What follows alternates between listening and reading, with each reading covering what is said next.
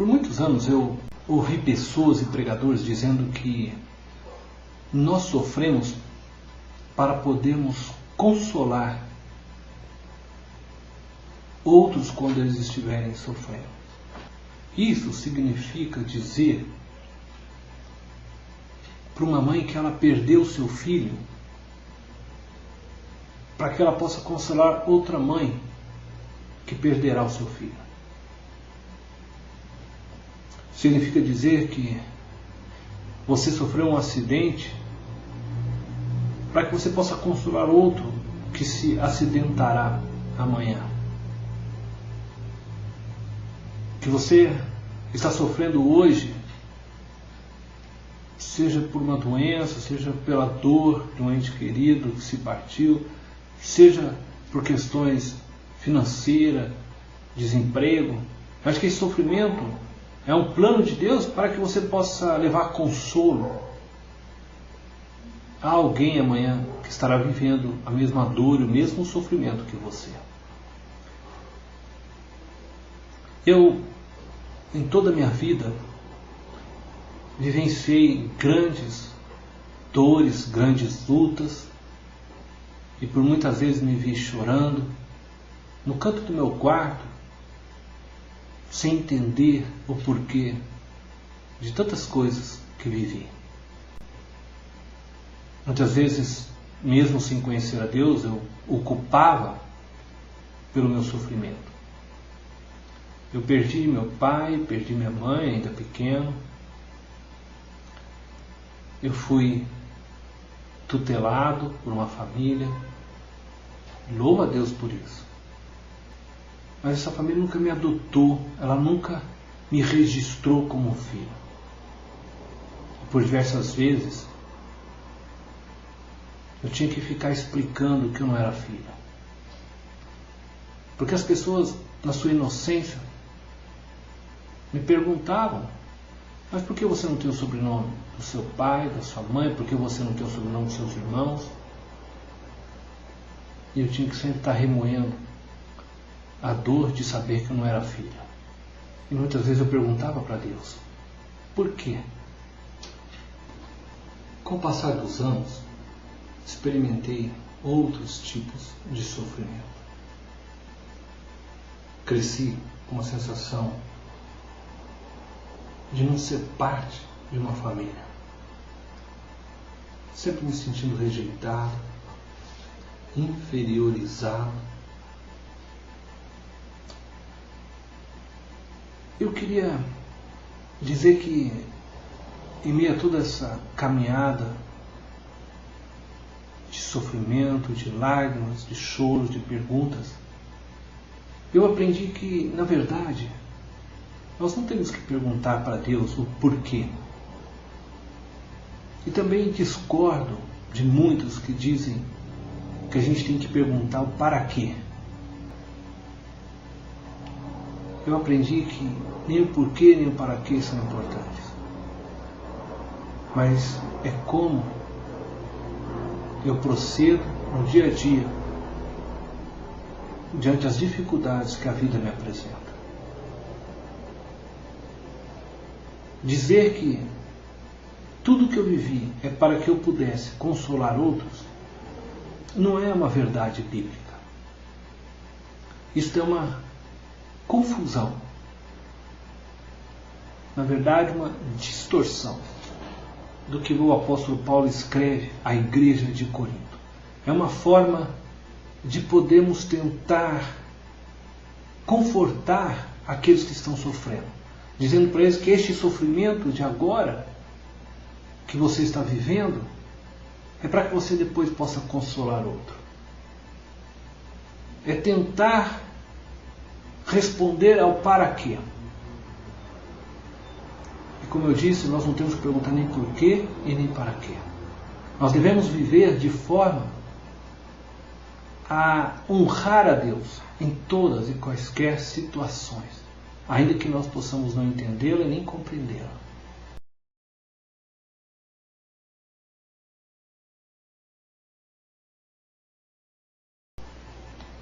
O texto do apóstolo Paulo em 2 Coríntios, no capítulo 1, a partir do verso 3, ele diz assim: bendito seja o Deus e Pai de nosso Senhor Jesus Cristo, o Pai de misericórdias e Deus de toda consolação. É Ele que nos conforta em toda a nossa tribulação, para podermos consolar aos que estiverem em qualquer angústia, com a consolação com que nós mesmos somos contemplados por Deus. Preste atenção, é Ele que nos conforta em toda a nossa tribulação, para podermos consolar o que estiver em qualquer angústia, com a consolação que nós mesmos somos contemplados por Deus. O texto não está dizendo que Deus nos coloca o sofrimento para que Ele então venha nos consolar e aí nós possamos consolar o outro. Não. O texto nos apresenta, pelas palavras do apóstolo Paulo, que Deus ele é grande em misericórdia e amor. E que Ele nos conforta em toda a nossa tribulação. Para que dessa forma também possamos consolar. Deus vem e me ajuda na minha dificuldade. Deus me consola na minha dor, na minha carência, para que dessa forma eu possa agora também consolar a outros que também vivem carências, dores. Mas não está querendo dizer que esse é o fim, é o objetivo de Deus nos colocar no sofrimento. Não, apenas que Ele vem no sofrimento e Ele se mostra misericordioso conosco, Ele nos consola. E dessa forma Ele acaba nos capacitando a consolar a outros com o mesmo consolo que nós recebemos. Você entende o que eu estou dizendo? Deus não te coloca no sofrimento porque Ele quer te usar para consolar o outro. Ele vai ao teu encontro no seu sofrimento e te consola. E Ele te levanta para que você possa novamente estar em pé. E o mundo continua girando. E de repente você vai se encontrar com pessoas que também estão vivendo sofrimento semelhante aos que você passou. E você então poderá consolá-los, assim como você foi consolado por Deus. É isso que o apóstolo Paulo está dizendo. Percebe? Ele não está dizendo, é Ele que nos coloca em sofrimento para que nós possamos consolar. Não, Ele está dizendo, é Ele que nos consola, para que nós também possamos consolar. A ideia é que Deus nos consola, para nos levantar novamente, para nos erguermos em fé e coragem, cheio de esperança. E dessa forma podemos também consolar outros que se encontram abatidos e desanimados. Não se preocupe tanto em querer saber o porquê. Eu poderia dizer para você de uma forma simples: por que sofremos? Porque um dia, lá no Éden, o homem escolheu o caminho errado. O primeiro casal optou pelo caminho da morte. E nós ainda hoje trilhamos esse caminho. Sofremos por causa dele. É por isso que todos sofremos. É por isso que estamos todos sujeitos a todos os tipos de dores e dificuldades. Entretanto, Deus vem e nos consola, nos fortalece. Dessa forma, você está capacitado para fortalecer a outros. E Deus nos fortalece através da igreja, através de uma pregação, através de uma palavra, através de irmãos. Deus nos fortalece quando dobramos os joelhos e ficamos em silêncio, muitas vezes, na sua presença, em contemplação, e Ele vem e Ele nos abraça. E você então consegue consolar a outros, ao receber dele a consolação. Não se preocupe em saber o para quê. Ficamos tentando achar respostas para todas as coisas. Mas eu aprendi que, acima de tudo, mesmo que eu não saiba o porquê nem o para quê, de tudo que vivi na minha vida, eu sei que Deus é Pai. E sei que Ele me ama. E que o projeto que Ele tem para mim é o melhor. É muito melhor do que eu possa entender ou compreender. E do que eu mesmo poderia traçar para a minha vida. Por isso, o importante não é o porquê e para quê, mas é simplesmente confiar nele. Simplesmente me lançar nos seus braços e me deixar levar pelo seu amor.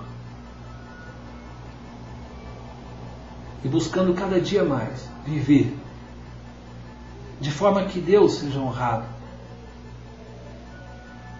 de forma que Deus seja glorificado e os seus propósitos na minha vida sejam então concretizados segundo a sua vontade. O importante não é o porquê ou para quê. O importante é que você confie em Deus, que você creia nele, que você se entregue plenamente a Ele e confie nele de todo o seu coração. Ainda que você jamais venha saber o porquê de determinadas adversidades na sua vida, ou para quê. É importante que você viva de maneira a honrar a Deus em todas as coisas, em todos os momentos, com o pensamento único de glorificá-lo. Então o próprio Deus vai conduzindo você de maneira que a sua vida vai em direção ao plano e projeto maior que Ele tem para você. Porque no fim o que Deus tem para você é o melhor. Os sonhos de Deus para você, os planos de Deus para você são de paz. Ele está trabalhando para construir um dia um mundo, um novo céu, uma nova terra, onde você já não terá mais dores, adversidades, lutas, onde você não irá mais chorar pela perda e a separação da mãe, de um pai, de um filho, de um marido, onde não haverá mais injustiças, onde você jamais será zombado por causa da sua forma física, do seu corpo, do seu conhecimento, da sua cor. Por quê? Para quê?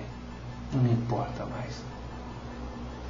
O que importa é que a cada dia eu quero viver em comunhão com o Pai, com Jesus, com o Espírito Santo.